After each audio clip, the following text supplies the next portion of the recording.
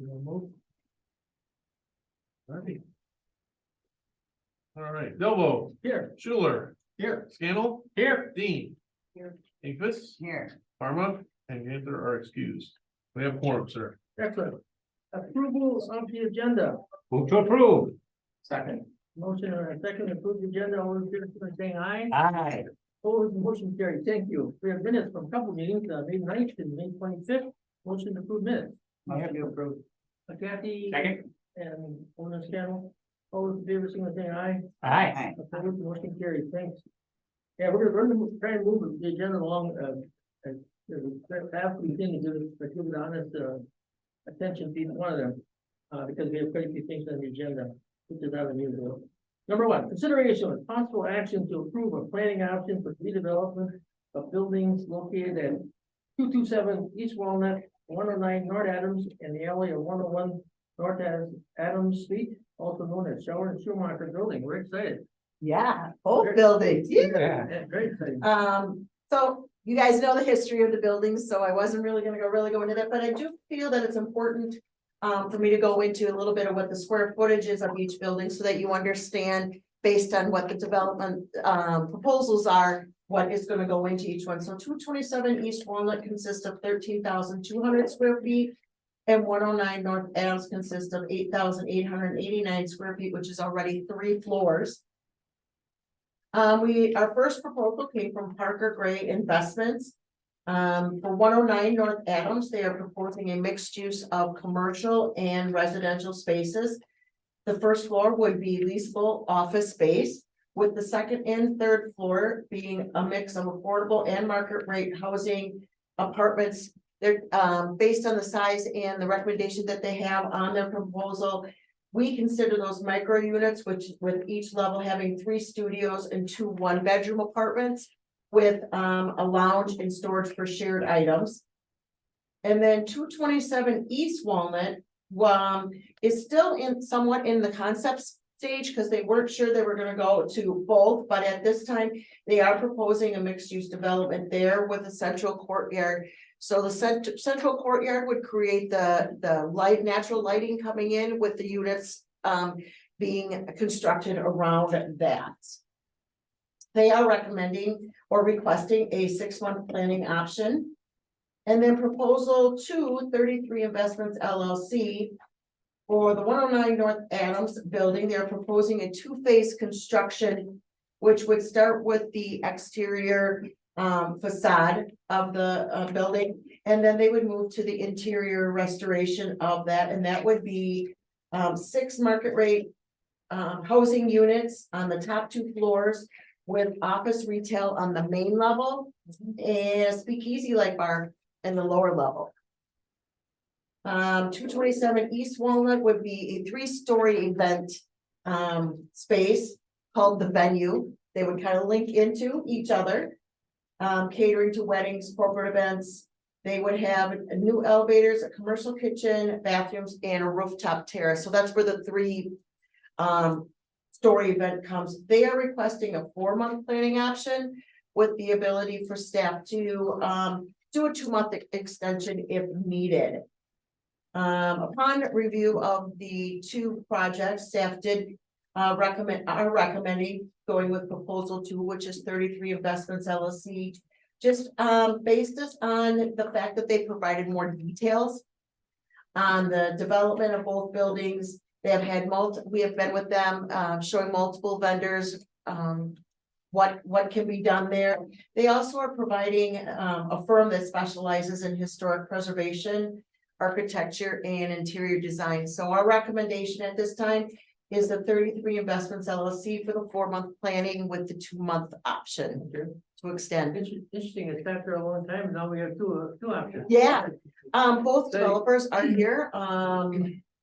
Parker Gray Investments are virtual, and then Taylor and his group from 33 Investments are here as well. Questions, comments in regard to recommendation? Sounds good to me. I can't wait for the speakeasy. I like the plans. It seems well thought out and it's looking at both buildings. And if we can make that happen with higher end apartments, that's great. there a motion in regard to the recommendation? Motion to approve. Second. A second by Debbie. Motion by Alderman Scanlon, second by Debbie. Questions or comments in regard to the motion? That includes the extension for 2 months, right? So if you guys Yes. want to go to the 2 months. Yes, Okay, no questions or comments, all in favor of the recommendation, please signal by saying aye. Aye. Opposed, motion carried, great. Boy, it's neat to have two options. Yes. Very good, thank you. Way to go, Rhonda. Consideration with possible action to approve a 3-month extension to a planning option held by NeighborWorks, Green Bay for parcels 2-176, 2-177, 2-138, 178A for the Fort Street multifamily development. Who's got that? that is myself again. Okay.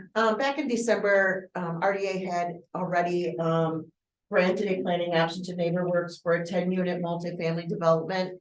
They have since sent out a request for proposals, and based on what they did receive, they are asking for that planning option to be extended to September 30th, so they can refine their design, budget, and pro forma.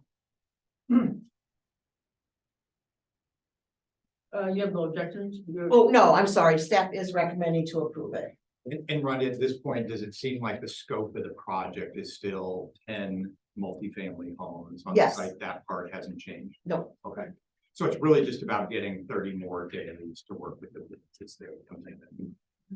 actually, what they would, they want it till September, so it would basically be another 90 days. It's another 9, okay. Yeah, it is.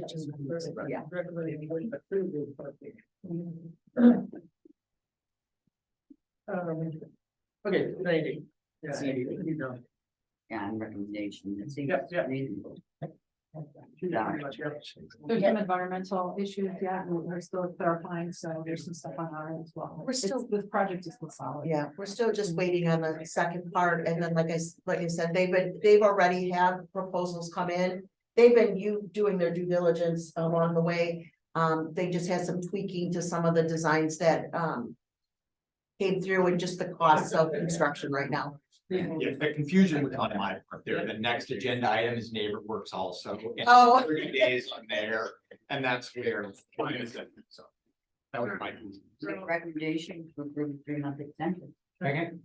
A motion and a second to approve 3-month extension. Questions or comments? If not, all in favor of approving a 3-month extension, signal by saying aye. Aye. Opposed, motion carried, thank you. Thanks. Number 3, NeighborWorks, you've been busy. Consideration of possible action to approve a 30-day extension of planning option for 1163 and 1164 Day Street for development of 2 single-family homes. NeighborWorks, Green Bay. I'll take that one again too, Gary. Okay. In May of last year, you guys granted a planning option to NeighborWorks for these 2 sites. They were to be developed for the 23-24 school year for the Bridges Construction Student Build Program. At that time, they were looking to have the property come out of the flood map. That has occurred. But they are just looking for a 30-day extension, just so that they can kind of tweak the feasibility of the purchase on whether they're gonna use federal funds or not.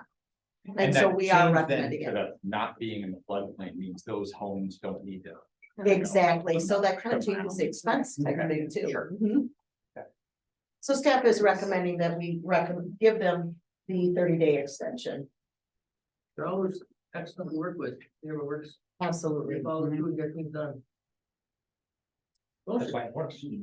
That's right, and then neighbor. Motion from Kathy, Second. second by Matt. Questions or comments, the motion? Not all those in favor, signal by saying aye. Motion carried, thank you. Number 4, Rhonda, you've been busy. I'm trying. Yeah. Not enough hours in the day, huh? All right, anyway, number 4. Consideration of possible action to approve a 3-month planning option for the property located 445 South Barron Street, the Deals Development and Partnership Capital for a single-family owner occupied home. Yep, so it's, the parcel is located at 445 South Baird. That was purchased with, neighborhood enhancement funds. Currently, we are marketing the property for $9,500. We recently received a proposal from Ken Wilson. He's from Deals Development and Partnership Capital.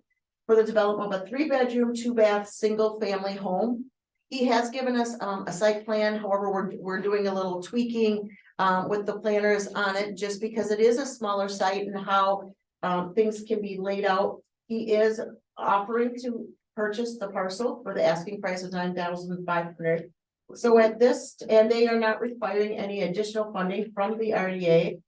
At this time, they are requesting a 3-month planning option so that they can finalize their build plans, the site plan, and financial security. Okay, And Rhonda, right now, is this an empty lot or is there a home on there? No, it's an empty lot. Okay. Can't picture where they. Yeah. It's like right before Walgreens. Over here on Baird Street, The north Right wall, after the north wall. Yeah, yeah, right. just to the Picture north where of that the empty one. lot. It's right on the Yeah, corner. right. Oh, thank God. Here's me at the moment. Yeah, it's right next to those apartments. I mean, it's My not- only comment on this is that if you could work with the developer and even if you have to lower your purchase price a little bit, try to get a basement in there, Well, you're right, I'm on the wrong. Right, because Wrong. resale value on a home with no basement. Or even the sale price in no basement. that's true. You can take care of that at the beginning, that would be awesome. think that's possible? Roger? Yeah, we can definitely work with the developer on that. Good, yeah. Questions or comments? I like the idea that they're not asking for any additional funds from the RDA, that's always nice. Anyway, Ken is available if there were any other questions. Motion to approve? on the scale, Second, second by Kathy. Questions or comments in regard to the motion? All those in favor, so saying aye. Aye. Opposed, motion carried, thank you. Thank you. They were rolling. Round, are you, oh, it doesn't say round on number 5 though. What's the midnight? Anyway, number 5. Consideration of possible action on awarding the annual IT service contract and software licensing for KI Convention Center to who? How do you, I pronounce that? Okay. Stephanie. Yes, that is me. So we have in the past used Elevate 97 to have the Hyatt software speak with our convention center software. But this year, working with the new GM at the Hyatt, they have helped us go through and find a new company to work with that will still provide that same software to talk to the two entities at a reduced cost. So, and this will also give us the opportunity of upgrading some of the software that was put in a long time ago. 2016. 2016. Yep, so the hardware was put in 2016. And that's when we had done the big renovation over at the Hyatt to put in the new banquet halls and everything like that. So we haven't really updated much except for a couple of screens here and there. So this would be a great asset to update these. And the expense was looked at by purchasing and IT, and they did not have any issues with it. Okay, IT sounds good. And this is for like the internal digital signage, right? Like, hey, this convention's going on, Yep. or go to this Yep. meeting room for this. That's what we're talking Yes. about. If I may, the city will also be able to get into this system and tweak it and add like downtown restaurants and such, which we have done there now. So it's all part of one great big package that was installed when we did the addition back in 16. So that was to be, we were touted as the latest, greatest innovative convention center in north of Milwaukee, and we really would like to stay that way with our digital signs.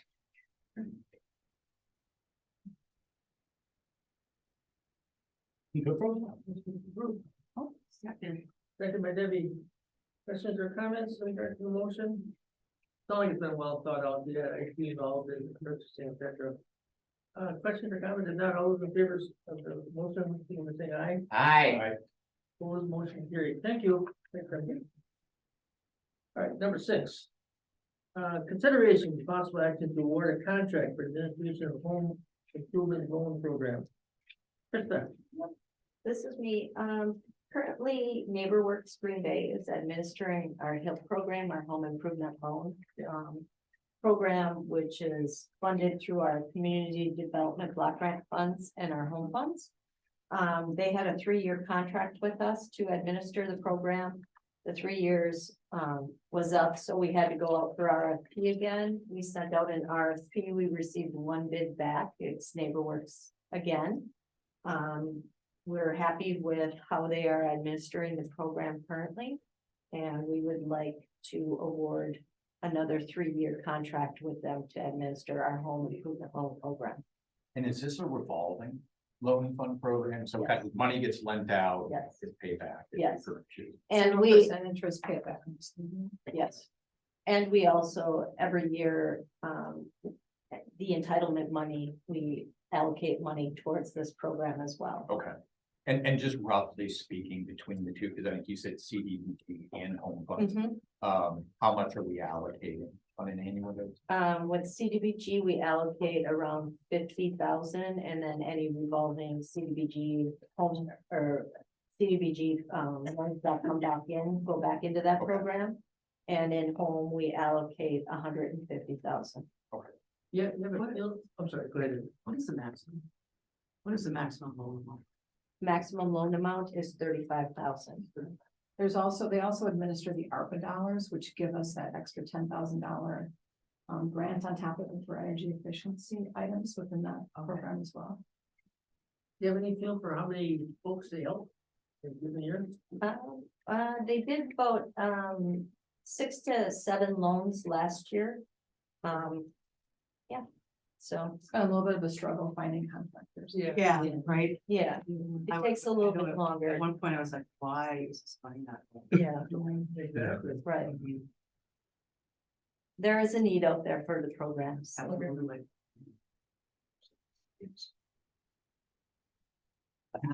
Yeah, Oh, sorry. second, Oh. no problem, or thinking.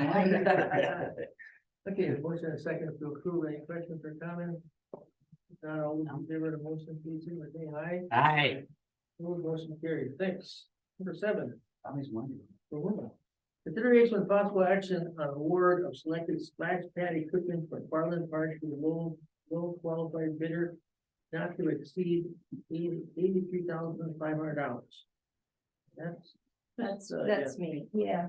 So, a few months back, you approved, staff to use their community development block grants with the Parks Department for Farland Park improvements. In that, they are going to be using our CDBG funds to put a new playground in and a new splash pad in. You approved the playground, they went out for bid and got bids on the playground equipment, you approved the playground equipment, now we're just asking for you to approve the bids. When they come back, currently they're working with purchasing to go out for bid for this playground equipment. Splash pad equipment, not playground equipment, splash pad equipment.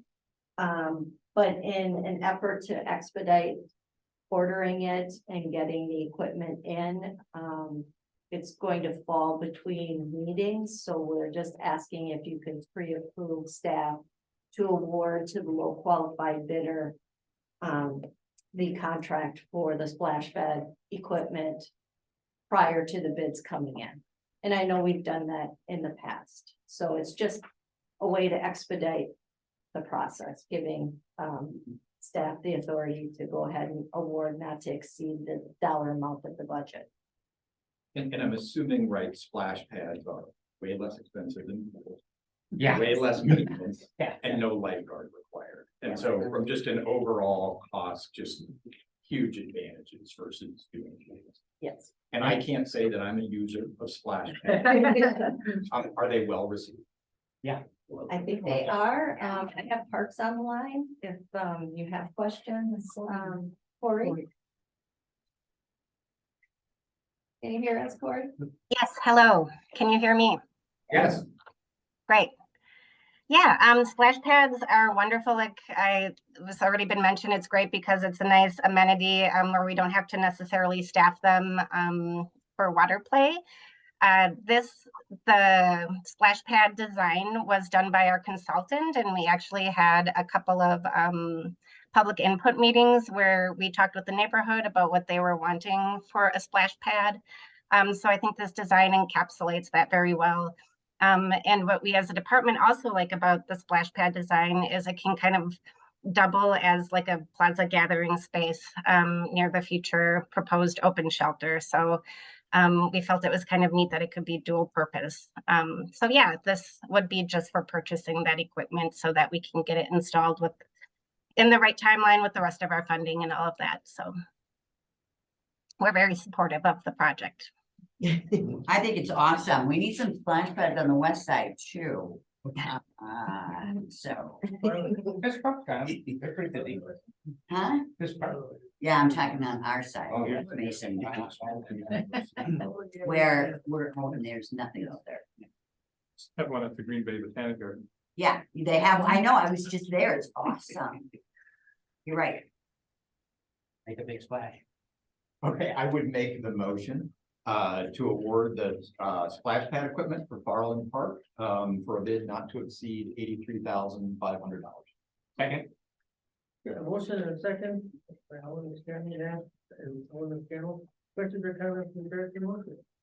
If not, all in favor, say aye. Aye. Opposed, motion carried, thank you, good luck. No, all right. Consideration of possible action to approve the second amendment to development agreement 2021-01 with Merge Urban Development, subject to final approval by the city attorney. That must be Neil. Yep, we just had, essentially, there was an adjustment at the council meeting for one of the dates in terms of delivering the property. I think that was the key element. There might have been one other element on there. But just wanted to make sure that it was approved, subject to RDA final okay, since that change was made at the council level. So it's just essentially moving the property date of the transfer, I think it was July to end of this year. We're still very So- confident working with Merge. We have spent, both staff and the mayor have spent considerable time in discussions with Merge here the past several weeks. We're still confident they wish their desires to move forward on it. The one key element we did add to the agreement this time around, I think we mentioned last time, was they're required to basically report on expenditures with their design architect as they make that fruit. And if they fail to do that, or they hit certain, don't hit certain dates, then essentially we have the ability to essentially terminate the agreement if they don't make that. So. Comfortable with it? All right. Questions, comments in regard to? Motion to approve. Second. Kathy, any questions or comments in regard to the motion? If not, all those in favor, say aye. Aye. Opposed, motion carried. Thank you. Oh, moving right along. A lot of good stuff. Number 9. Hoping our former mayor was gonna be here because he was gonna make some comments, so somebody better go. I did see him downstairs in the hallway talking to Steve. When do you want Neil's gonna kick it off anyway.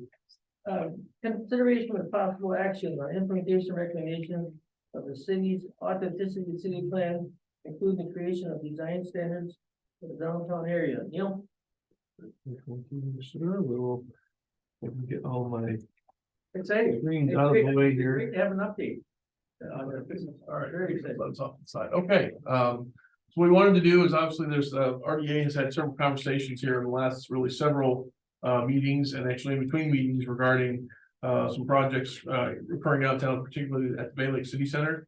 So that's kind of been in reference to that, has been asked to go back and look and see exactly where we are at with the authenticity plan, and provide an update as to where that's at, and again, some possible recommendations on how to proceed at this point.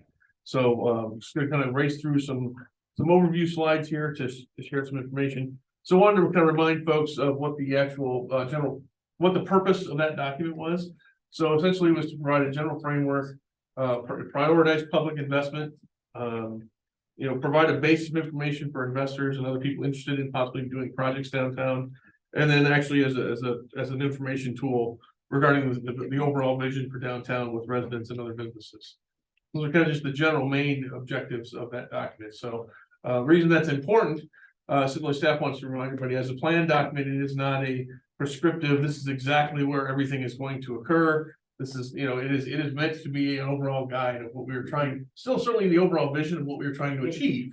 But not down to the absolute parcel by parcel, this is exactly where everything has to go. Certainly those maps and the things in the document are usually based on parcels for illustrative purposes. But it does, the overall vision, and that is really the key element of what we're trying to achieve in that plan document. Is these are the types of things we would like to see and like to occur in downtown. So this was kind of this was adopted in 2014, just to give everybody your mind, so we're kind of at the 10-year mark of that document. This was kind of they call it the land use framework. So if you kind of look and see a lot of those different colored blocks that are on there, those were kind of the initial key areas of where they looked at those items. I added those stars onto the map just to kind of point out that these are other areas that we may, if we do some sort of update or further discussion on the document, that we should probably take a look at. Yes. The blue one is certainly the WPS site. Obviously in 2014 was not certainly ready to go. Well, now obviously that is, so that could be something that could be added. The red star is actually the Georgia Pacific site. That's actually going to be demolished starting this year. Going to be taking down buildings on that. So looking for some redevelopment potential there as well. And then the green star on the bottom is obviously the coal pile site. So, and again, something that's just kind of outside the edge of really what we were talking about in the original boundary, but something we wanted to at least, identify as there are certainly other areas that we could be taking a look at, in addition to updates to the specific areas that were identified in the original plan. I think this is probably one of the more important ones here. This is the transportation framework that was identified, particularly in context of the Bay Lake City Center. The key element that was was the extension of Pine Street, kind of through where the existing building is at. That has been kind of one of the key elements of the downtown core area that was identified in the plan. So just want to make sure and identify, that is still a key element of that plan and is one of the several objectives and goals, as we'll talk about a little bit later on, are very much tied to that specific recommendation. So I wanted to make sure and highlight that and make sure everybody identified that's. So when we talk about consistency with the authenticity plan, this is kind of the specific area that is generally being referred to in the action that was originally suggested here. So again, this was actually the area specifically for that area. The photo on the left is kind of the overall, just kind of overall land use layout. New building to the south, green space to the north, and then the Schreiber Foods project, again, still a little bit further to the north of that. Again, and obviously with the rendering on the right.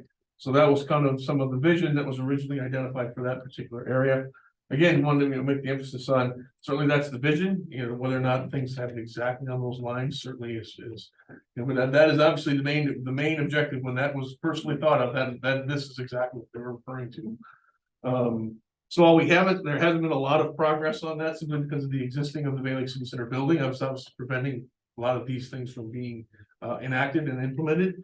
Wanted to certainly provide another example of that is certainly looking at, if you look at the Larson Green project and where the rail yard is right now, that is actually considerably farther along to those matching a lot of the objectives that are in this plan in that particular area. So, well, again, not identical. Certainly significant progress has been made towards those items there. So just to kind of remind folks how the plan kind of relates to where we're at in reality right now.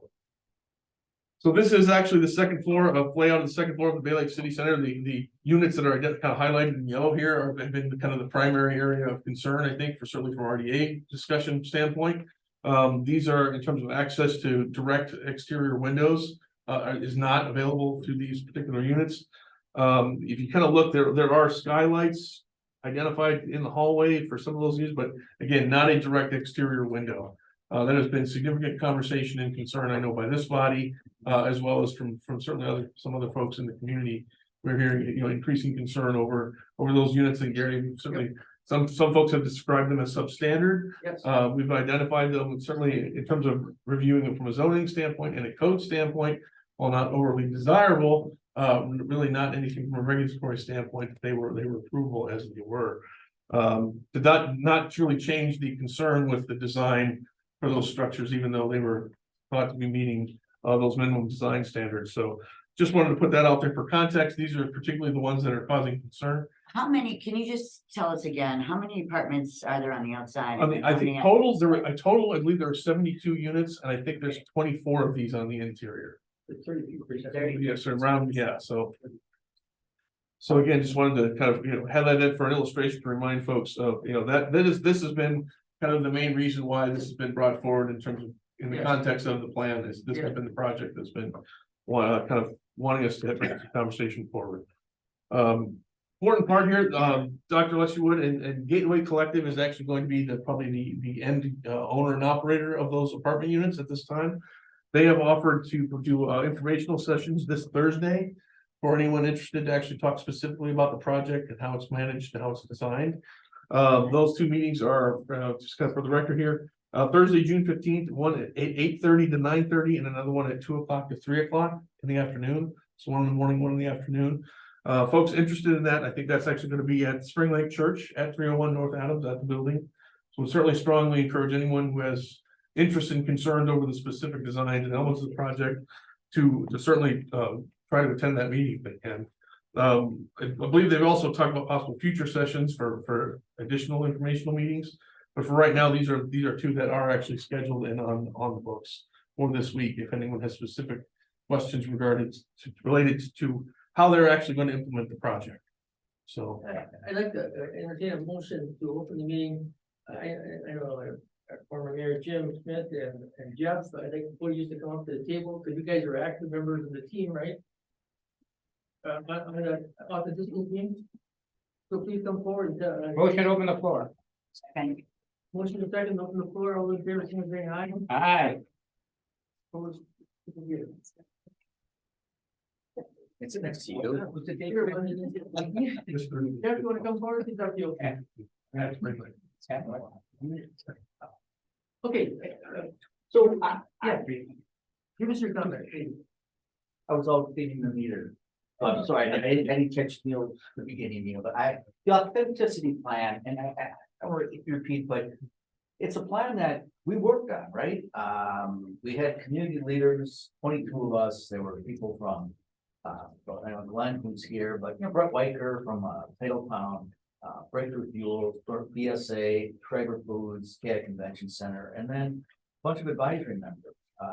Greg Fletcher, who was our director of marketing, who is now I was his reference. He went from here to Kansas City to Pittsburgh, and we did reference this plan, and I talked about this when I was his reference.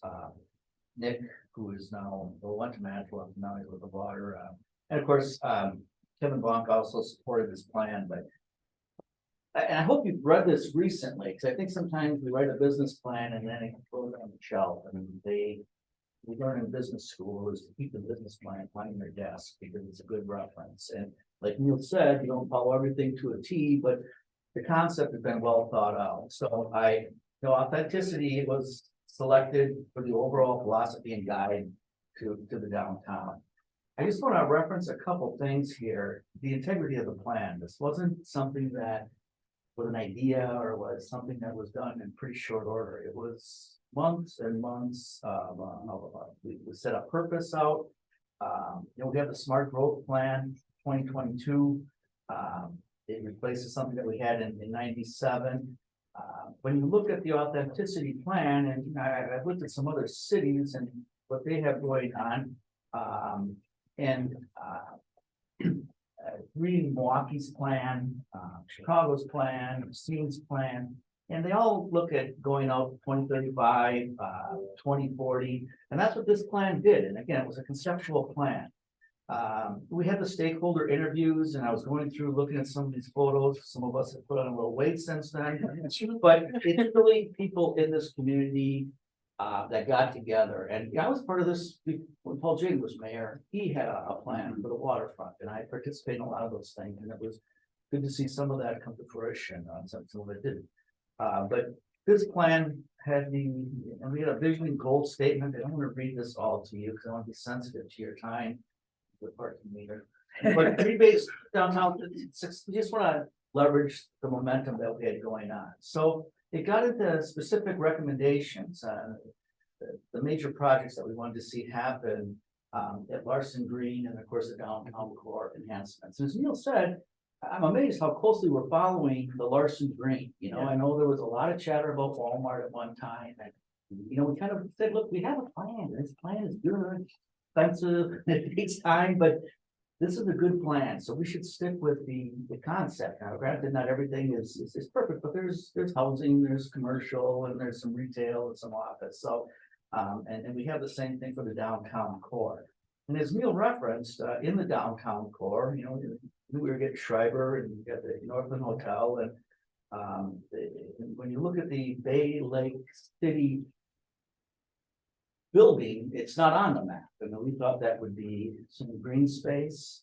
We thought a best use would be, and then on the other side of it, a high-end commercial property. And it's no secret that we talked to Schneider National about moving their headquarters down here, incorporating that with condominiums, but just something that could get us, you know, 60, 70, $80 million development and then have this kind of central park. And sides can flip, right? I mean, one can be on one side, one can be on the other side, but that Bay Lake City Center, if you think about it, if you took our 50 square miles and you put a needle in the heart of our city, where is the exact, it would go very close to the Bay Lake City Center. I just think that is what we're looked at. I think that is a town square concept coupled with some very, very high-end development around it.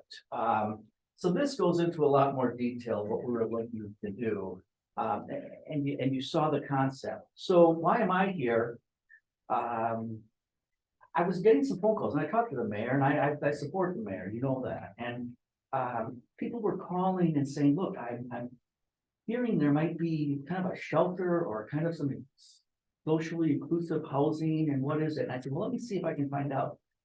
And I'll tell you, I was very disappointed how hard it was for me to get a copy of that plan. Like, not secretive, but it was harder than I thought. I mean, people always laugh at me because every time there was an idea in Green Bay, we'd set up an easel and we'd stand up there and talk about it. And some of it needed funding and some of it didn't. It was just communication. And so I finally got a hold of this plan and then sent it to some friends and some people, and people are concerned. And I talked to the mayor and said, look, I too am concerned. I don't think this is the best use. This plan does not call for socially inclusive housing. I believe in the concept. I'm not sure I believe in that concept, but I'm very sensitive to homeless. And you know, I'm on a board at New Community, and I think there's some other sites in our community where this could work and should work. I know Wabanon turned it down. I talked to their economic director, but you know, Green Bay, we're the community out of the 20 municipalities. We're the one that has the most social responsibility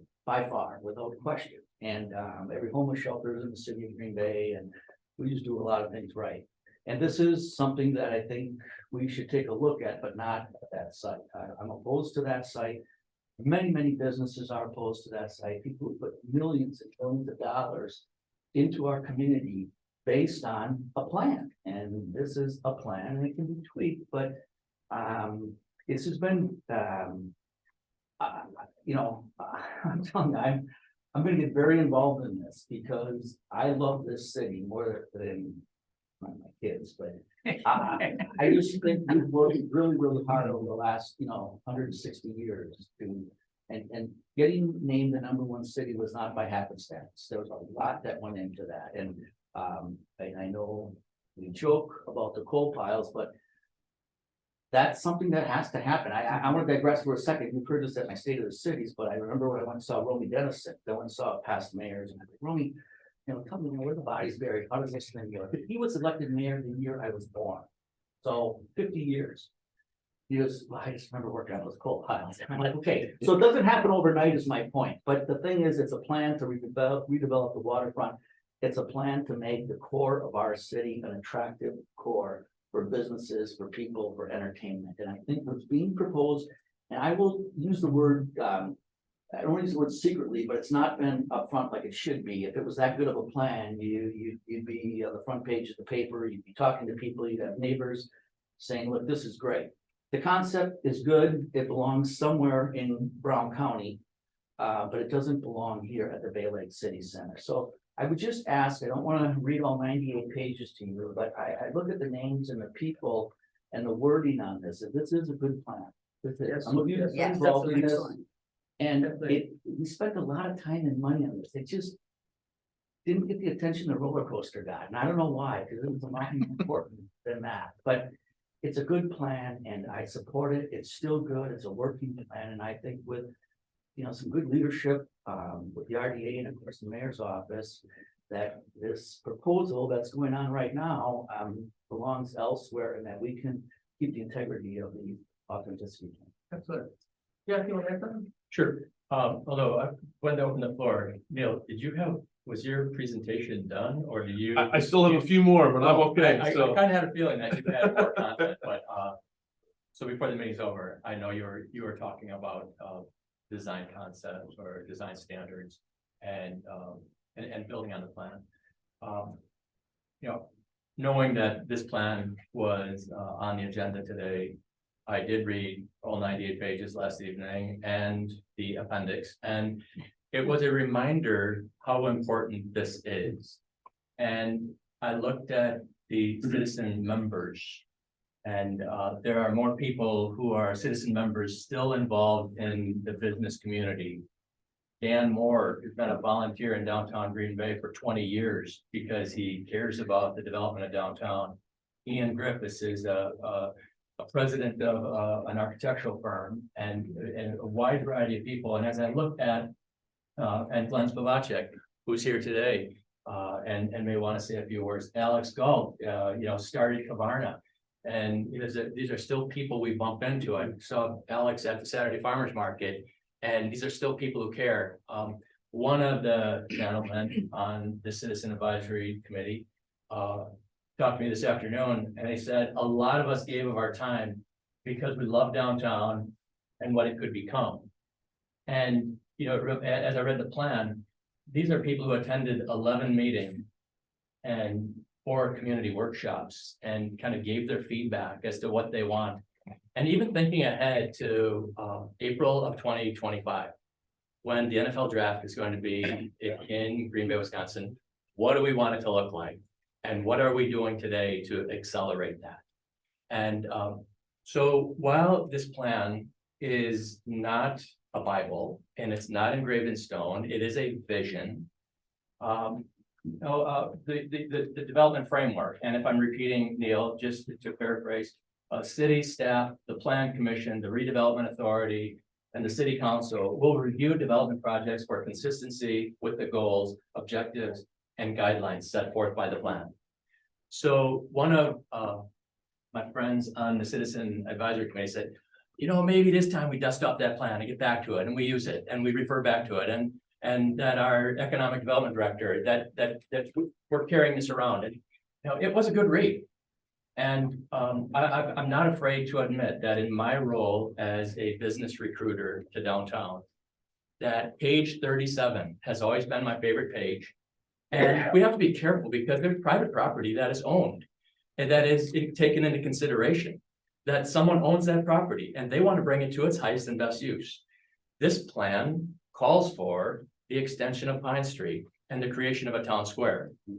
Way deep in the appendix, and I looked at how they rated some of those improvements. There was an online scoring where people could go in and vote on what they like best. But I still remember attending the workshop that took place at the library.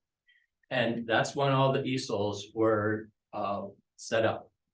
And the one image that we walked away, that the committee members walked away from, was that image. And over the past few years, I've been recruiting businesses to downtown. And I have this image blown up, poster size, and it's on the 6th floor of the Watermark. And for the years that I had a key card to go into the Watermark building, whenever I felt like giving a downtown tour or showing a developer or trying to recruit a business for that property owner, I would show this image. This is why I come to work every day, because this is what it could look like someday. I didn't say this is what it's going to look like. There are a lot of responsibilities that go along. Someone has to purchase it, someone has to redevelop it, there has to be a plan. But I occasionally discussed with the RDA that no one cares more about the big picture of the downtown than those who are sitting around the table at the RDA. And we rely a lot on others. Every business cares about their business, but they care about downtown. But it is the RDA members who really, we all need to turn to this document. dust it off. Are we being true to what was set forth back in 2014? When I read this plan, it is not a 10-year plan. It did say that some of these things might take 10 or 20 years to do. When you take a look at a property, and the Bay Lake City Center in particular, I have thought about this over the years. I have coworkers who worked for downtown Green Bay Incorporated long ago, and they saw this plan and hoped and dreamed that someday the work that they do, that there might be something different. There might be something better. And I've often reminded people in the development world, what do you want that building to look like 25 years from now?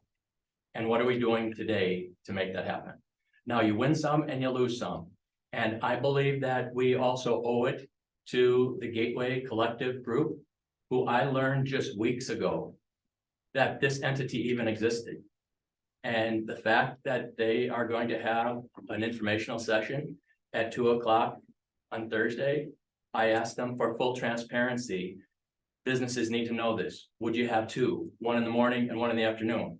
And there's one at 8:30 and there's one at 2. And we need to hear them out. They have a plan that they think is exactly what downtown needs. I've also been saying that very few people are in favor of this plan. Very few people are opposed to this plan because very few people know about the plan. And thank you, Gateway Collective, for your willingness to become public about it. We need to hear. Downtown Green Bay Incorporated is a nonprofit organization that is focused on the success of downtown. We do that in a variety of ways. My board of directors has not instructed me that I should like this or oppose it. I'm not here to support or deny, but I'm here because I think that the businesses that I am responsible to, I want them to come to the meeting and I want them to hear about the plan. And they need to get back to downtown organization and the board of directors. And at that point in time, the organization will determine. I've read article after article about the challenges of windowless bedrooms. And you can go out and find those articles that the developer is addressing that through a means that they feel that this is going to be a great project and this will meet the needs of light coming in. And you have to decide for yourself. I think it is the responsibility of this body and the plan commission and the city council and the mayor of Green Bay to learn as much as we can and take a stand and do as much of this out in the open. And I'll just have one more item that I want to share with you, and the vision statement and goals. So the authors of this plan had to create this vision, or it is the year 2029. So, believe it or not, that's not really that far from now, but that was taken in consideration. And on the paragraph of downtown livability, just a couple sentences.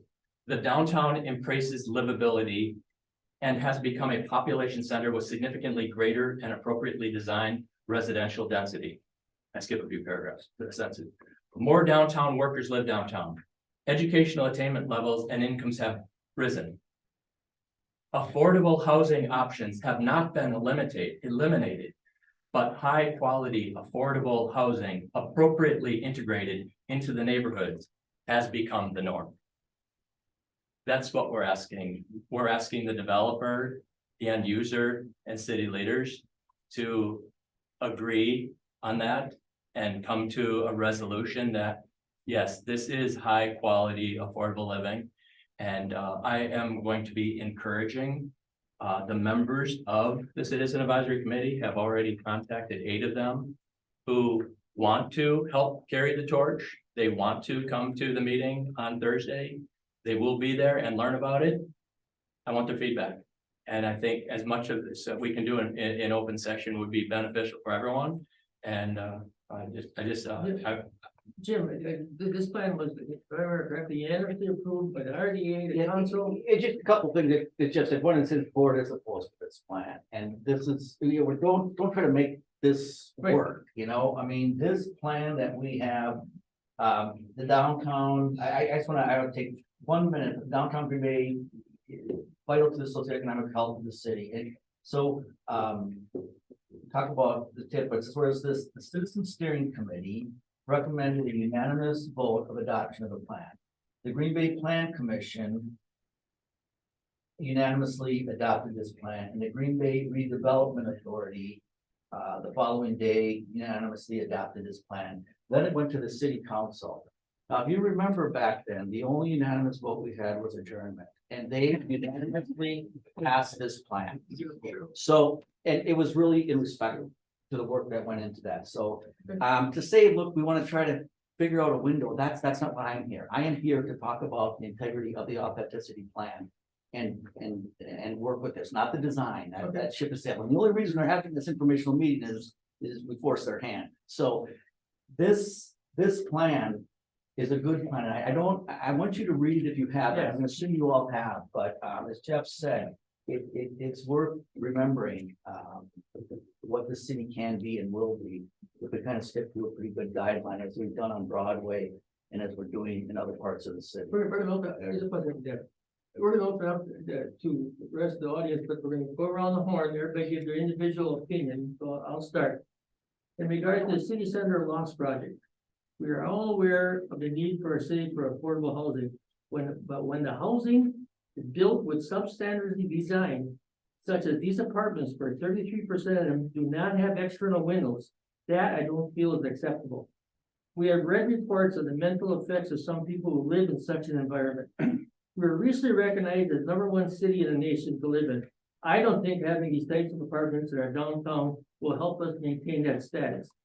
In regard to the Gateway Collective Plan, last Friday, Debbie and I attended a meeting where we got some of the background for the very first time. It may be a good plan. I just don't believe it's the right building or the right location. Debbie? I'm gonna go around the horn, everybody give their opinion. I really think that Lexi's plan is an exemplary plan. I really do. But I do not feel that this building is the right fit for that plan. But one thing I want people to be cognizant of as when we're discussing this is that it's not that we don't want Lexi there. It's that we don't like the plan, period. Because before it was ever known that she was going to be the end user of the building, we, as a committee, we said, we don't like this plan. So I don't want those two things to start confusing people, right? And put like the focus on what Lexi is doing, because we didn't like the plan before that ever came out, right? So that's one thing I was saying. Yeah, for me, there's such a unique opportunity when we look at that authenticity plan and see that vision that's there about reconnecting Pine Street, about our park gathering space, central square, whatever we want to call that, the development that, it was interesting, Jim, when you were showing that and Neil, you were showing the pictures, my memory is not that great. And I'm like, 2014, Schreiber Building wasn't there yet, was it? We might have been in talks, but was it there? The mall was gone. The mall was gone. I Yeah. didn't realize the Schreiber building was in place by then. Hotel Northland was not Hotel North. No. At that point. So there has been significant development put in there as that plan kind of was framing up. And so for me, there's this unique opportunity with that green space there, with the connection of Pine Street. I am incredibly open to housing. I just don't feel like housing has to be there. And there is the only place we can reconnect Pine Street and fulfill that plan and create that city square. So for me, that's just so critical in this. That's the only place we can do that. And we've had lots of time on that and so on and so forth. So that's where I stand. I just think we have such a unique opportunity and a great vision there on what that can be. When I joined the RDA like 5 or 6 years ago, one of the things that we did is we went through this plan. So that we understood, what the vision was and what had been put together. And as we're approving projects, these are the things that we're always talking about. Not having a square in the city of Green Bay, I think is a loss of a lot of economic development that could be done. That could be around that square, and having the Boston store still there is probably a decision we wish we would have, gotten rid of it many, many years ago. But I think it's absolutely critical that we stick to the authenticity plan. And had any other apartment buildings come before this body without windows, they would not be approved. So, I just struggled with that, especially in the main area downtown. We have so much business development and so many opportunities. So, Excellent. Alderman Scale. Yes, I want to piggyback on everything. I want that to be perfectly clear. I think downtown certainly can be for everybody. And I think Alexia got a quality, excellent program credentials but this site has been the devil's playground for a long time. I remember there was a proposal for another development that ended up going down a rabbit hole. And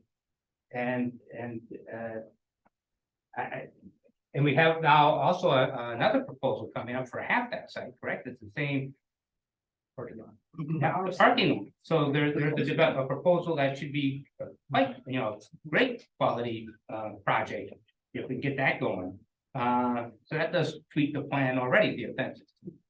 But it's the problem is we have a project where a third of it, the apartments don't have windows. In some cities, that would be illegal. You couldn't do it. Unfortunately, we don't have those standards legally to go by, but as a community, I think we're all rising up pretty much to say it ain't right. It ain't right. No one should have to live in a windowless apartment, even if they're ended up being rented. I can't believe someone's actually doing that. Would not have a better preference if they had other options. They're doing it because they have no other options, which is, it's just. right now I feel like we're treating them like second class citizens. Right, exactly. So- Whoever's in there. Like Yes, Jeff- whoever is in there. Like Jeff said, and Debbie as well, there's been a lot of reports, passed around on the mental effects of people that live in that type of environment. That's what happened to me. That's what happened. Mr. Mayor, please. Yeah. But I wasn't quite. I'm sorry. No, just almost though. My question has been all along. Can we do about it? I don't know what options we have. So my take all along has been to raise my concerns but to also make the best out of what we got, we only have so much authority, only so much we can do. So I'm all for exercising whatever influence we can muster, but in the end, I will support whatever we can make the best out of that site, because otherwise we end up with something even less, I think. Mr. Mayor?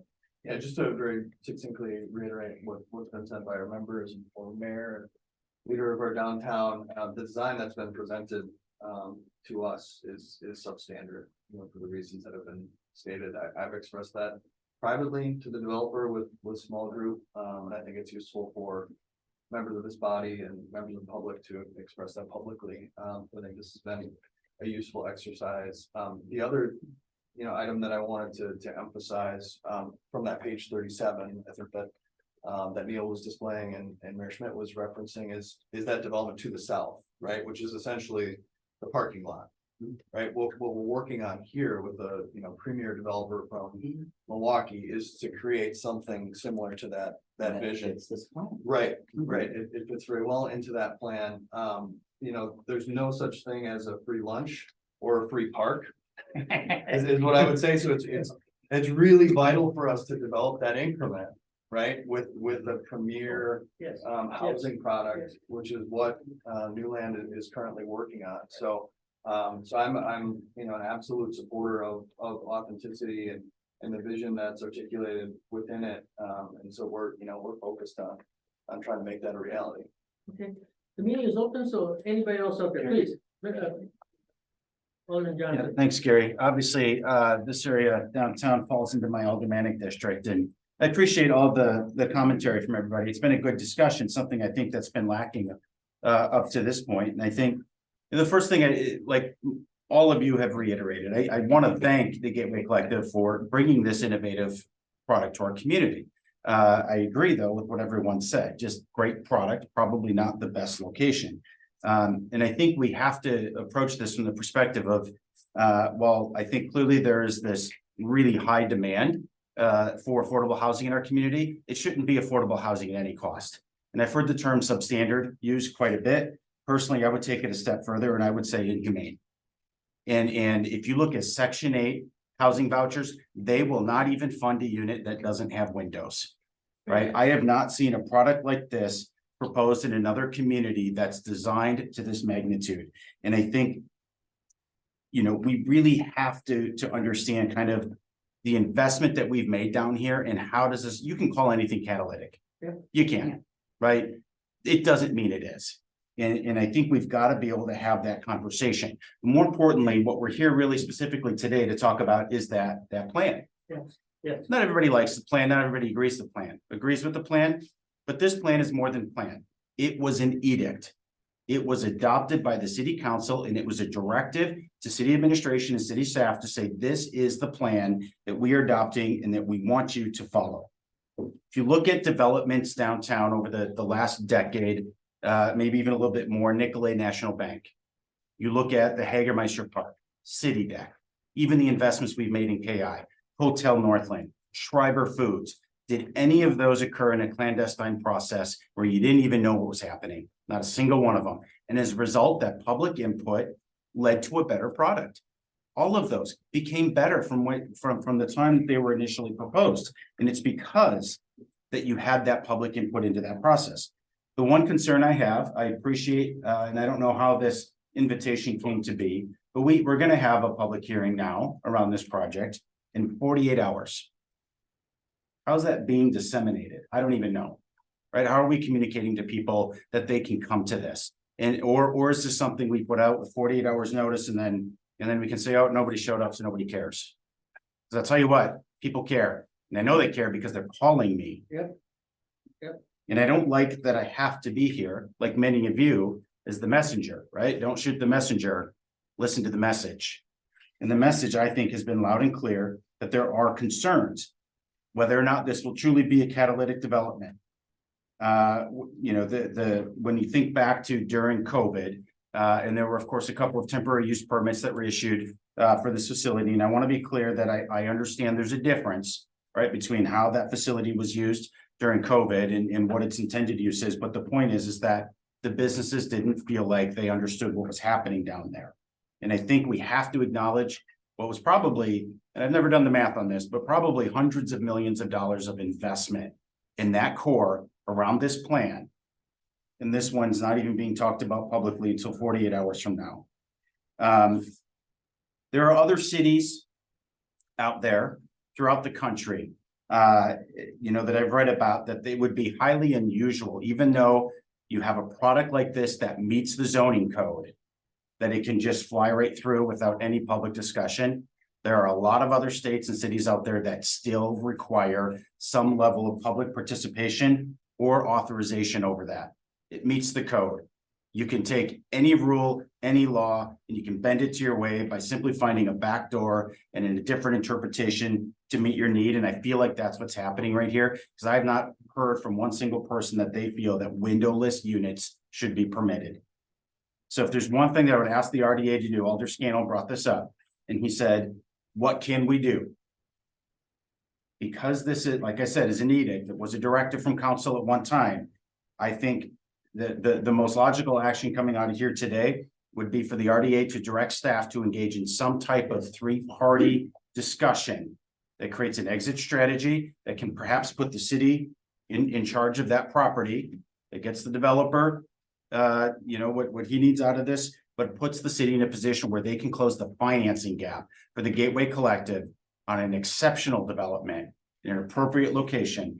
My understanding is that the money hasn't been totally raised. I think through the deployment of TIF, through home funds, through block grant dollars, maybe even some support through the state. I think there are options there that we can get folks into 72 high-quality units, full of windows, in a really great part of the city, and that could be downtown, to be clear. But this site, I think we need to stay committed to the authenticity plan. That's what was unanimously adopted, as Mayor Schmidt alluded to. And I believe it, that was difficult to do. So, I fully support the authenticity plan.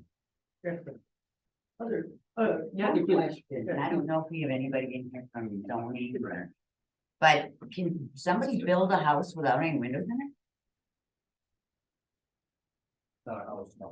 Not a house, but you can build an apartment. Because it's sprinkled. I think the issue is that you have to get sprinklers in, so I think that's how it works. thank you, please. My wife says I shouldn't talk at meetings like this because I make enemies. It's probably gonna be no different. And you. I'm Steve Schneider. I pay taxes on 24 parcels in downtown. And I created 270 positions in downtown in the last 5 years. I think that's more than anyone else, bar none, more than Schreiber, more than anybody. I believe in the authenticity plan. I've read it, I've reread it during the meeting today. My question. Jim and I are good friends, so I can offend him on occasionally. But my question, Jim, is when you pass this, why the hell didn't you buy the property so we could execute on the plan and we have green space there? And that continues to be my question today. I think that we live in a very conservative city. I think we got to open up our pockets, buy that property, and then we wouldn't have this problem. Because I don't think it's about windowless apartments, and I don't think it's about a lot of things we're saying it's about. It's about the fact that we put the plan out there and then we didn't execute on the plan. We executed 90% of that plan. We didn't execute this part of it. Didn't have the money. I think we have the money. I think we find That's money up to for you. all kinds of things. So, I think there's ways you can use revenue bonds. I think there's, all kinds of ways that we can come up with to buy that property. I think we should have done it a long time ago. So I, am a big believer that that should be green space, and we should be following the plan, not 60% of the plan, not 80, not 90. We should be following the plan. The third thing I want to say is we have a problem with homeless and marginal folks downtown and in the city. I'm not going to go through all the anecdotal stuff that I could with other communities dropping on all of this. But when I have tenants in my building who come in their office in the morning and there's somebody sleeping under their desk who's shimmied their way into 3 doors. When I have people that break into our kitchen and make their own food, this is a problem. And we need to address it. And, so what, Alexa, the collective, whatever, all the folks that are looking at this problem are doing, we need to address that. And it's another problem that I think requires money. And the community is generous, but I think that the city has to provide whatever catalyst. I pay a lot of money in taxes, and I'd love to see my tax money go for those 2 items. To fix the homeless problem and to follow the authenticity plan. Because, and I'm doing it because I have an ulterior motive with the 24 parcels I pay taxes on. Because I want those to be successful and I want them to grow in value, and I want to pay more money to the city in taxes because the value of my properties go up. And these 2 items are essential to making that happen. Okay, I probably irritated enough people. I will say I've done my job, but that's my 2 cents. Excellent comment. Thank you. Please. Hi. Please, yes. Mention who you are, please. I used to address a lot of people every year as a public speaker, but I have lost my skills over the last 10 years or so, but I'll try and make this. For the record, you should state your name. What's it? For the record, you should state your name. Glenn Slovacek, 118 South Washington Street. Back in 2006, I didn't spend millions of dollars. I didn't quite a lot of people, but I spent about $180,000 of my own wealth to buy a condo downtown because of this gentleman here. I really love this city. I love what, the vision that was brought to it back in the early 2000s. I participated in the authenticity study.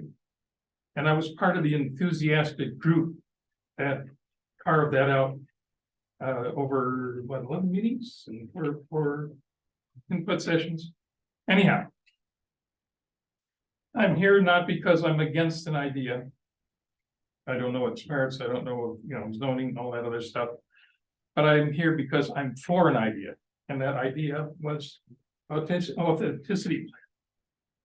I think it was a great plan when it was conceived. We all, the people that worked on it, thought that. I think we have, we lost some momentum.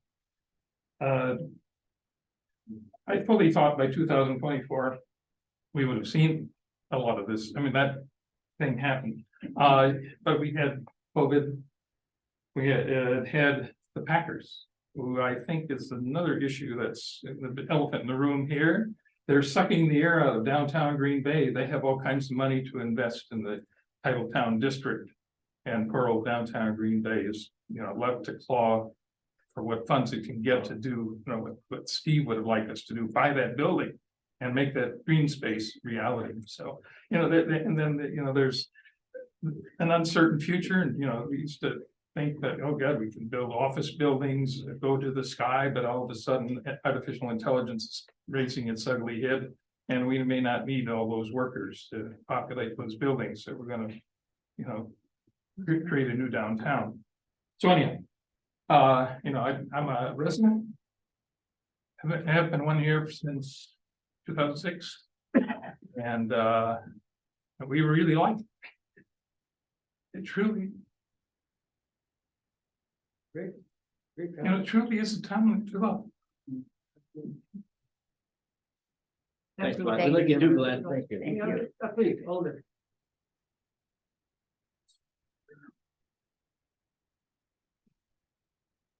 Hello, everybody.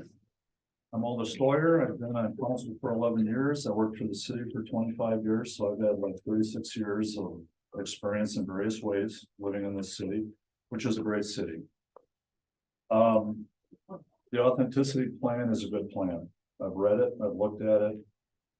Any of you that travel to other communities, I've done that a number of times. I was out in Portland, Oregon, some years ago with my family, and I sat in an area, in the downtown area, with a plaza and fountains and people. And I said, I want this. That's what I want. I want to see that in Green Bay. That's it. We can go through facts and figures and numbers and estimations and plans and everything else. There's a lot of things out there, but the city has changed a lot over 30, 40 years that I've lived here. For the better. A lot of good things during Mayor Schmidt's tenure. There's been a lot of good things that have happened in downtown. When people travel to a city, they don't look for the strip malls that are out there. They want to go to places that are unique. They want to come downtown. Right now, Mr. Schneider, he's investing a lot. He's not the only person.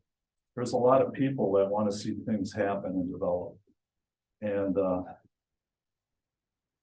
that's it. I could talk on forever and ever, but I would like to see us follow that plan. Even though the plan's 11 years old or 10 years old, whatever it is now, I think there's a tendency to think like Mayor Schmidt said, a lot of times you put it on the shelf. That's it. You don't see it for a while. We have a lot of plans like that over the years.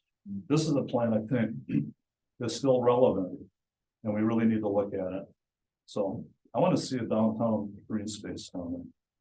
I want to see activity. I want to see people down there. That's what I want. Excellent. Thank you. Anybody else? Jim, was still an open session, do you have any other comments? No, I don't. I just, Glenn got a little emotional. I could too. There's been a lot of effort put into this and the downtown. And we knew this wasn't gonna happen overnight and sometimes you have to say no. I think you were in a meeting when they wanted to raise the Northland Hotel. And we're like, that's not what I meant. Or the Walmart project. And for the Walmart thing, But just a couple things you gotta say no to, because we have a downtown that, we think can be sought after and, look, we want to maintain that #1 status. And Yes. the Alderman's right about when you go to a city, you don't go to Costco and Walmart, you go downtown.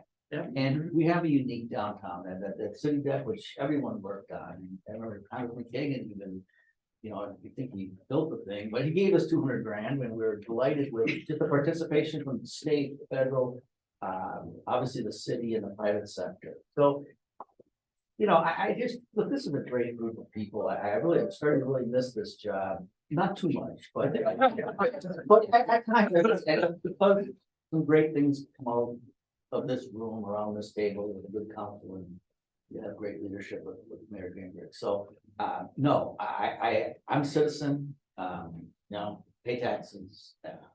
I understand not being involved, a little bit involved with the homeless. We do have some things that we have to do in this city, and I think that's being worked on. But, we're nothing without a strong downtown, and that's your effort, and it sure sounds like it is for the people in this room. Anything I can do to help, and I mean anything, short of $6 million to buy the building. But I really want to help. Excellent. Thank you. All right. Thank you. Excellent job, Jim. Thanks. If not, we go back to regular order of business. Anybody else that want to come in? If not, we'll go back. Anybody on? Oh. Anybody, here there want to make a comment? Okay. Motion to return, motion to close the floor. Okay, Second. motion and second to close the floor. All those in favor, signify by saying aye. Aye. Opposed? Motion carried. And Neil's just from the, like, I love. Oh, yeah, Neil did. I know on the record now, he's got a few more thoughts. That's right. Yeah, so could you send us those dates? The date Yeah. is June 13th. Yep, and the exact absolutely. time. I think one was at 8:30 and another one was at 2, Yep, but. I'm gonna skip ahead to my last couple here, just to kind of. Sure. Get some Please, stats, sort of things, but, so kind of potential next steps, this is obviously, we did this list before the discussion, so it sounds like they're pretty close to what we were thinking. And to the mayor's point, certainly pursuing the development of the Adams Street parking lot. We've got a great developer interested at this point. I think that's really, from staff standpoint, is if not #1 priority, it's darn close. Is getting them in and keeping them and getting them to move forward on a project there. That solves all kinds of concerns. If they proceed, not only is it a great looking building for downtown, starts generating increment for us to do other investments. It is a solution to a lot of our concerns if we can get them successfully to move forward on a project. So, another one, review and update area specific recommendations, certainly in the immediate downtown area, reprioritizing what is needed, particularly in the context of the NFL draft. Mayor and I have had a couple discussions with the development team, looking at how we're gonna go forward on that. But identifying the area, what do we want? Basically, what do we want the world to see during that week when all the sports fans are either watching us on TV or even better, coming and staying in our hotels and coming to visit downtown. So everything from streetscaping, landscaping, public art, anything we might need to do physically to make that area, look welcoming and be just a great rolling out the red carpet for, I think, NFL football fans all over. And actually coordinating with the comprehensive plan update. We're in the process of executing that contract with our consultant. They know this is gonna be a priority area. Because of probably gonna need to accelerate some of those things, maybe get something moving a little faster because of the draft. And we come up with some ideas and some initiatives on that. I was gonna say this next one, if it's still a high priority, I think that obviously that question's already been answered in terms of the discussion here today. So, making sure, but the last part of that, the third bullet is the important part, is kind of updating the implementation and funding strategy. And if that's really what we want to do, we need to map out a path forward to make that happen. And that probably involves increment on the Adams Street lot. And I mean, all of those improvements, but what is it? How do we actually move the needle to kind of get that forward? And I think we started off with that in 14. Lots of things have happened between then. And then it certainly was an expensive venture. When the plan was first done, it's probably more expensive now. But if it's really a priority, we need to figure out exactly what is the path and time frame forward, maybe to do something, and what's feasible and what's not feasible. I think really in those categories. Talk about not only just that particular site, but really all redevelopment sites. So look at that whole map. The authenticity plan covers a lot of areas. we've kind of focused on one that's kind of brought this conversation forward. But I think we really need to take a look at all of the different areas. And really then kind of make sure we're prioritizing really what makes the most sense. You know, certainly this one we've been discussing today is going to be, if not the top, pretty darn close. But there are other areas we still need to probably take a look at as well. That there's currently a current parking study that our public works department is doing on, and we need to make sure that we're commenting on and having our putting our best foot forward in terms of how our parking is going to interact with downtown. That's a very key component in the authenticity plan. If you read through it, parking is very mentioned very regularly as an asset to that. But the last one is probably the one we were certainly most interested in kind of, I think we feel is our best option in terms of immediate activity. Is actually kind of preparing architectural design guidelines for downtown development. Whether that's, you know, the actual mechanics of that, is that an overlay district? Is that just updating our individual downtown zoning districts? Where does that live? You know, what are the types of things it covers? Certainly things like, you know, certainly like building facades, the public way, the right of way, you know, density, transportation connections, how the individual blocks downtown relate to each other. You know, all of those types of things are generally more addressed through design standards. Certainly at some point it transitions from zoning into something more specific. But you're kind of starting that process. And, you know, I think in the authenticity plan, it was really done in the context of historic preservation, was a lot of the discussion in terms of architectural preservation. But I think this is what we're suggesting now is kind of taking that beyond to just the general downtown aesthetic. What do we want to see for our buildings downtown, and what's the best way to move that forward? Right. So I think that's actually really our recommendation. You know, design guidelines, these are the things that we would be talking about in terms of, you know, what would be included in design guidelines. Which I think, you know, certainly that would be staff's recommendation, is actually refer the creation of some downtown design standards to staff and the planning commission for consideration and move forward. Put that list back up, please. Yep. Okay, so where does it say we're not gonna build any apartments without windows? That would be, you know, I would say that's in the facade, that's in the density, and that's in the land use types of categories. So, you know, height and massing as well, and that's also in terms of, you know, any sort of aesthetic, like I said, you know, minimum amount of windows. Building materials would be an example that could certainly be something we could take a look at.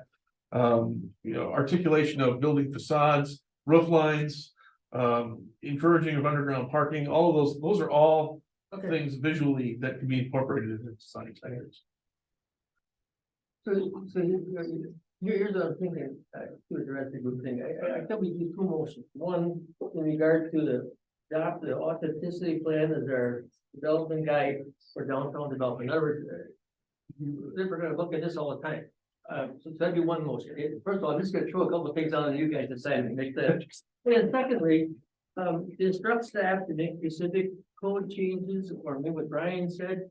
But that's wide open, but I don't think we can do it in one motion, Matt. I think we can do one, two. This is our guideline for now on authenticity guide, and then secondly, the details of what we want staff to do. What were your thoughts, Jane? Two motion? I'm sorry. Well, two motions on the first one. I mean, I thought it always really kind of had been. I mean, that's kind of an extraneous It motion wasn't to the make. forefront. It lost some steam. It wasn't the. Well, it lost steam, but it was due to factors beyond our control. I mean, we had a pandemic, we had, you know, recession and stuff. We have focused on buying that property in the past that went down a rabbit hole. I mean, I think the RDA has had the authenticity plan at its core. I think the mayor's office and the council had.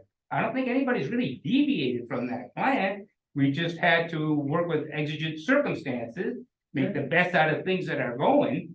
I mean, the plan is there. Right. I agree, but I guess it wouldn't do any harm for us to reiterate that we're gonna. Well, I wasn't gonna talk, I wasn't gonna say that we need to necessarily not go with that motion, but I'd like to see some more teeth to it in that. It's presented to the, again, we, you know, we keep it fresh. Okay. In the mind, you know, something that is a little more detailed as to how we're going to keep this. We get every year, we should have a presentation for the public in the RDA or something like that. And Neil, please.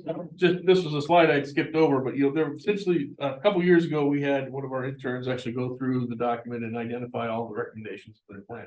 They came up with about 81 different recommendations. In up to 2021, only 9 of them had actually been fully completed. Lots of other ones were in action or, being reviewed or being somehow pursued, or were kind of contingent on something else being completed. So a certain transportation project moving forward again for a variety of reasons, including the pandemic and other financial resources. So just financial viability not being, so there are certainly lots of areas that still do need to be looked at. I think, to Alder Scales' point, the timelines do vary from like 2 years to 10 years in terms of the planning window. We are at the 10-year window on that. Most planners would take a look at that and say that probably means you need to update the document, make sure all those things are still current, reprioritize them, make sure they're what you want to see on top. As a general guide, everybody still seems very much in favor of that, and I think that's a good thing. We probably need to take a look at, like, so I'm sure if we went through the Broadway district, the items with Alder Johnson, he'd be like, hey, there's probably a couple things that may have changed order or done some different priorities that we want to take a look at. Because it has been so much time since we have really actively reviewed and discussed those things. So I would, just kind of throw that out there that, certainly as a guideline, absolutely, I think this is still a very critical and applicable document. But I think as part of any good plan document, there does need to be kind of a standard review and revisiting of those goals and objectives in there to make sure that they're still relevant and prioritized to where they should be. Right. Yeah, I just wanted to speak to that real quickly, Chair. City Council authorized some ARPA funds to hire an urban design position for the downtown corridor. And it was the intent, I think, behind that communication to really help fund the update and then the subsequent maintenance of that plan. But the way that I see it right now, until that happens, the plan is the plan. It's adopted, it's in place. Okay. All we have to do is follow it. So I just at least want to hit on that. The design standards is also something we've talked about for several years. And we thought that this position could help lead that, but I know the comp plan has been talked about. Could it be the possible incorporation of the comp plan? So I think that there's at least a path forward for that. If this group wanted to direct it, I think that'd be great. But I still go back to how do we create a win-win scenario here for everybody, right? And I think the city would love to be a partner and help make this project happen in a different location. Yeah. That's at least what I heard around the table. So I don't want anybody to walk away from this thinking doom and gloom. It's how do we partner and be active participants in making this happen in an appropriate way for downtown. So that's, again, I would ask the RDA to contemplate how we can direct that and somehow, bring all the parties together to have that dialogue. Okay, very good. Debbie, please. Neil, could you pull up that last slide again, please? The one that intern looked at, what had been achieved by Yep. Adam. And then the last bullet point, I want to speak on that. Because it was talked about city codes and ordinances, and I think what that would have been in more relation to is that perhaps the codes and ordinances at the time were a little too restrictive to get what needed to be done. But I think at this point, we have to look at the codes and ordinances moving forward to prevent a project with windowless apartments moving forward. Other communities have that in place to make it very clear that that's not going to happen. We don't. So what do we do to rectify that? Because if they would have been in place, this would not have got this. And certainly from that perspective, Debbie, that's why we think that design guideline is the way to. But is it a guideline or is it a? It would be a standard. It would be an actual overlay district on part of the zoning. So it would be actually a codified standard. Yeah, and if I could share, Neil and I were talking about this the other day, just to see if there would be a way, to Debbie's point, to be more straightforward in making that kind of requirement. The only issue could be state preemption on building codes. So that's why the design standard might be the route that you'd have to take instead, but it's worth investigating for sure. Well, Matt, I didn't know. Yeah, lots of stuff. I've actually got like 3 things. Excellent. On it, and I agree, right? We have the authenticity plan. I'd be very willing to do something like a motion it just reaffirms our commitment to it. It's not changing it, but it's just saying, hey, it's still out there, it's relevant. That's one.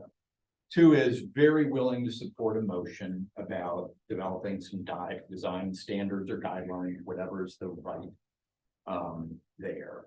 The other is, and it was somewhere in the presentation when you were making it, Neil, early on, and it was kind of one of those, holy crap. There are three big things that have happened or are happening around downtown. And I'm like, the plan doesn't take these into account. And it was Georgia Pacific, it was WPS, and it was coal piles. And I was like, wow, that's actually really true. Those are big things. And so, hey, I know developing authenticity was not quick, it was not simple, and it wasn't expensive, but I'd love to have staff kind of say, hey, thinking about these three big things, thinking about authenticity plan we have today, thinking about wise use of city resources, is there a way we should approach to holistically incorporate those three big things into it as well? Because I don't want to hey, those are beyond the draft, and I fully get that, but I'd also love to say we have a plan that incorporates some really big thoughts around what those are, because those are right, those are once in a lifetime opportunities that a city gets back big chunks of really nice, you know, I start thinking about Pittsburgh and Three Rivers and pedestrian bridges across cities. It's great real estate, yeah, absolutely. Come together and how they've used the baseball parks down there, just really neat things. And so that one for me comes as a, but I don't want to tell staff what to do, because you guys have a better sense on resources and activity and requirements and what might be possible bring that together, but I'd love to have guidance to move towards a holistic vision on those as well. How about 1 and 3, combining 1 and 3 together, and we make a motion to update the plan to take into consideration these changes in circumstances and include the WPS, the Georgia Pacific, and the coal piles. That we start making a plan to include those and see how that augments, changes what we have now. So, motion to update the plan. One, on that, just real quickly, and Alder Johnson referenced this, but city council did set aside some funding, and we're now contracting with a firm to update the comprehensive plan. So I think it makes a lot of sense, especially with the kind of the new model for the comp plan that I don't know, Neil, if you wanted to get into in terms of the chapters and how that will be structured. But it makes a ton of sense to incorporate all those changes into the section that's devoted to downtown. Yeah, absolutely. So certainly in the kind of the more traditional format of it, it's going to be, there's specific elements that are required by state statute that in most of the plan documents have been over the last several years are formatted and follow those 9 elements. We're kind of flipping that around a little bit. Then you kind of talk about specific areas within those elements. So we're kind of trying to flip that back to being focused on those individual areas, and within each of those areas, then addressing those elements within those areas. So the plan will be identifying multiple districts, planning districts that could be either, they could be groups of neighborhoods, they could be corridors, they could be, you know, in this case, downtown will be clearly be one of those kind of target planning areas as part of that. The timing on that is certainly going to be, this is part of that, but I think that, you know, any input and revisions in terms of incorporating those things in there could certainly be built into that process. So kind of highlighting those things, moving those, starting to move those things forward, but then letting them fully get vetted through the comprehensive planning process. I think there's a way to balance those two things to kind of accelerate the needs to identify some of those areas that we want to incorporate and move on those things. But then, and then also have those kind of fully vetted throughout the comprehensive plan over the next probably a year and a half, 18 months would be. Okay, Matt, you want to take a crack at the motion? I don't want to lose sight of Alderman Johnson's strategy to address this specific problem. Okay, that's also got to come into play. So that's a separate motion. Right now, we're on the authenticity plan. And so, Matt, you want to take a crack at it? Sure. My first would be that we create a motion that one reaffirmed our commitment to the existing authenticity plan. And then direct staff to come up with a process to update, to make a recommendation and on how we would update the plan to incorporate the Georgia Pacific site, the WPS site, and the coal piles into a new updated authenticity plan. That a motion? That's a motion. Second? Second. Couple seconds there. Motion by Matt, second by Alderman Scannell. Any questions or comments in regard to the motion? I'm wondering, do we also need to include some of the updating, some of the more technical things that we just covered here? Should that be in the motion as well, or? I mean, Well, I think in terms, well, at least, if we're gonna do a separate one on design standards, I say in terms of updating the plan itself, Yeah. I think staff will come back with a recommendation. Based on the full list of all the recommendations, saying these are the ones that have been achieved, these are the ones, we actually have that table already. But then coming in and kind of trying to maybe come up with a suggested reprioritization or what kind of more immediate, they're kind of broken into high, medium, and low priorities, which I think is important, but I think more importantly, we maybe need to reposition that into a short-term, medium-term, long-term process in terms of when we can actually get to those things, so. That I said we would probably, staff could incorporate that as part of our recommended process for the update. But yeah, I think right now, there's just a motion. There will be another one coming. Yeah. But there's a first one about reaffirming commitment to the authenticity plan. And asking staff to make a recommendation about how we update the plan to take into account the Georgia Pacific site, the WPS site, and coal piles. There will be another motion coming, but that's. Okay. Alderman Scannell? Fine, that was just a question. Good, very good question. All in favor of the motion and second, please indicate by saying aye. Aye. Opposed, motion carried. Second motion. Anybody, have we got your back, get some more thoughts on it? Yeah. Back on the roll. Notes, like, you know. Excellent, excellent. Was that we direct staff to create design standards or design guidelines. I don't know what's the right. for I our think we downtown probably want development. standards, I think. Okay, design standards for our downtown development. Second. Hey, it's Kathy's turn for a second. Well, it's newest. Second. Second. All right. Standards. Second, any questions or comments in regard to the motion? Yes, Debbie, please. My comment is, why are we just limiting it to the downtown? I mean, I know we're talking about the downtown right now, but should those standards be implemented throughout? They would be, right? Well, in terms of, if we look at it in terms of our specific zoning districts, we'd be starting with downtown for sure. Or as an overlay district, we'd be starting with downtown. I think we are already in process, staff is already working on identifying barriers to affordable housing. And looking at some of the, so we're kind of looking at in terms of how to facilitate more housing, but as part of that process, we could certainly be incorporating. Minimum standards for those expectations for how we define affordable housing and what that minimum standard of living for how that housing can be. I think that can be done as part of that process as well. So in terms of like looking for a specific recommendation for like all of our residential districts and things going forward, I think there's certainly the opportunity, they probably should mirror themselves a little bit.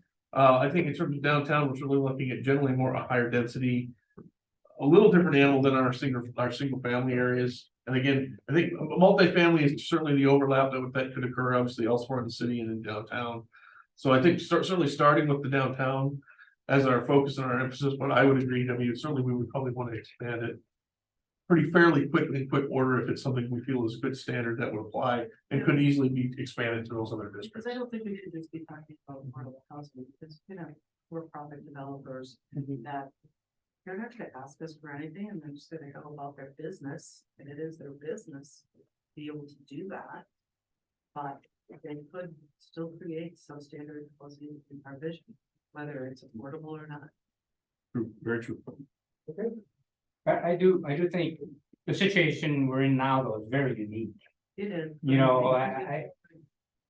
well, moving forward, we wanna, make sure, but I'm not as worried about tomorrow ending up with the same kind of problem we got today. This is an incredibly unique situation. It is, but I think it's much better to be proactive than reactive. Oh, yeah, I think, yeah. Maybe just to add to that, Debbie, and I think it's just, it's not unprecedented for the city to not have this elsewhere. I think of the Legends District, has a different adopted plan there. I think it's probably pretty unusual for a city our size to not have design standards, and I just think it's a greater risk downtown right now because of the density of your tax base and the impact that, something improper can have on everything around it. So I think if you start at least with downtown, your point, I think, is well made, and that is start evaluating in pretty short order everything else around it. We have a motion and a second. Who's in favor of the motion, saying aye. Aye. Opposed, motion carried. Okay, now. Specifically, with Alderman Johnson's strategy. We turn that into a motion? I mean, Brian, or what do you think? Alderman Johnson, do you think we should put forward? I think it could be something as simple as directing staff to engage in a 3-party discussion and report back to RDA. I think it's pretty well vocalized here. Yes. What the desire of the body is. Is it? Okay, but that still probably should be a motion, right?